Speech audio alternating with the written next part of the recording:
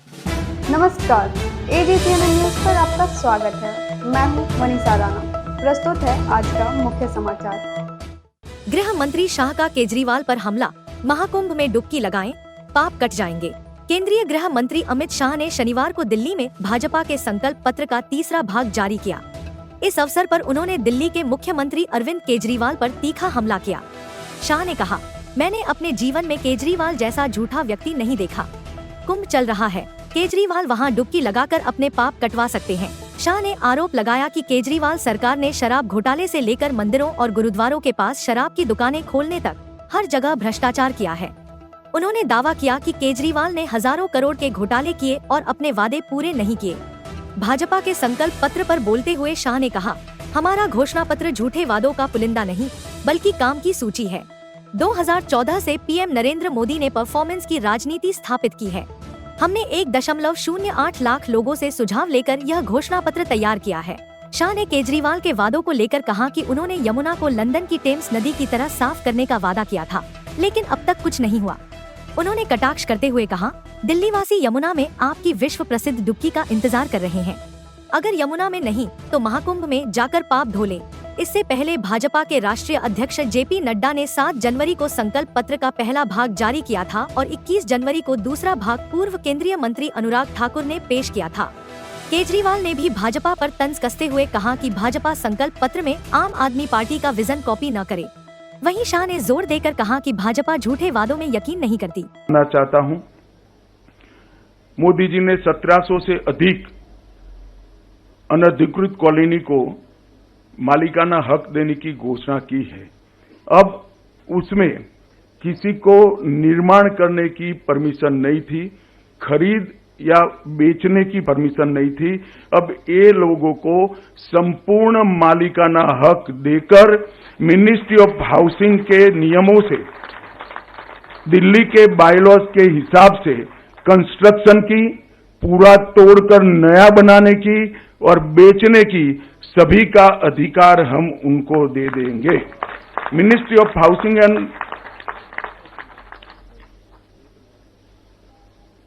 13,000 दुकानें दिल्ली में सील पड़ी है। हमने कुछ अधिवक्ताओं के साथ बैठकर इसका कानूनी रास्ता निकाला है। हम एक न्यायिक प्राधिकरण बनाकर इसको 6 महीने के अंदर सारी दुकानों को रीओपन करने का हम काम करेंगे।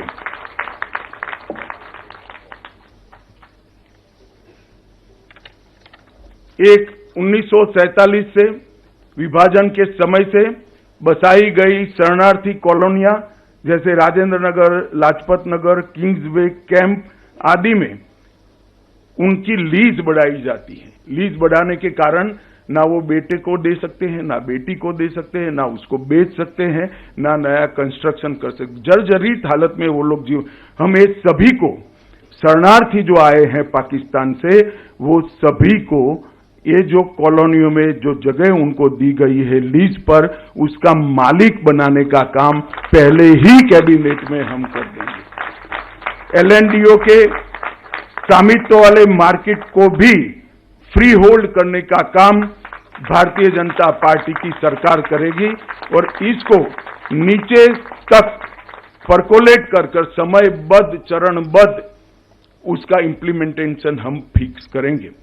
सभी गीग वर्कर्स जो यहां पर काम कर रहे हैं दिल्ली में, इसके लिए गीग वर्कर्स वेलफेयर बोर्ड बनाएंगे और वो वेलफेयर बोर्ड 10 लाख तक का जीवन बीमा और 5 लाख तक का दुर्घटना बीमा सभी गीग वर्कर्स का सुनिश्चित करेगा। उच्च शिक्षा प्राप्त करने वाले सभी बच्चों को, गीग वर्कर्स के बच्चों को छात्रवृत्ति और वाहन बीमा भी प्रदान करने का काम भारतीय जनता पार्टी की सरकार करेगी। टेक्सटाइल वर्कर के लिए भी यही फॉर्मूला 10 लाख का जीवन बीमा, 5 लाख का दुर्घटना बीमा और बच्चों को लाभ हम देंगे। श्रमिकों को कौशल्य उन्नयन टूल किट के लिए 10,000 रुपये की वित्तीय सहायता हम देंगे और पंजीकृत श्रमिकों को 3 लाख तक का स्किल और उनके बिजनेस बढ़ाने के लिए लोन देंगे। श्रमिकों को 5 लाख तक का दुर्घटना बीमा भी देंगे और दिल्ली के युवाओं को 50,000 सरकारी नौकरियां ट्रांसपेरेंट तरीके से, किसी भ्रष्टाचार के बगैर, और 20 लाख स्वरोजगार पैदा कर युवाओं को हम रोजगार देने का काम करेंगे। 20,000 करोड़ के निवेश के माध्यम से इंटीग्रेटेड पब्लिक ट्रांसपोर्ट नेटवर्क बनाएंगे और 13,000 बसों को ई बस में कन्वर्ट कर 100% ई bus city Bharatiya Janata party की सरकार बनाएगी।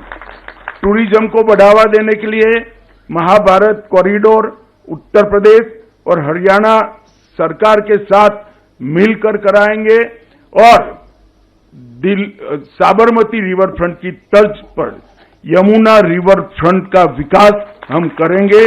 और केजरीवाल जी को भी मैं निमंत्रण देना चाहता हूं, हमारी सरकार बन जाए उसके 3 साल बाद परिवार के साथ डुबकी लगा देना भैया, यमुना को हम स्वच्छ भी कर देंगे। हम मैन्युअल स्कैवेजिंग को 100% समाप्त कर ये मानवीय दुर्व्यवहार को भी हम पूरा करेंगे। आज के लिए बस इतना ही। मुझे दीजिए इजाजत। नमस्कार।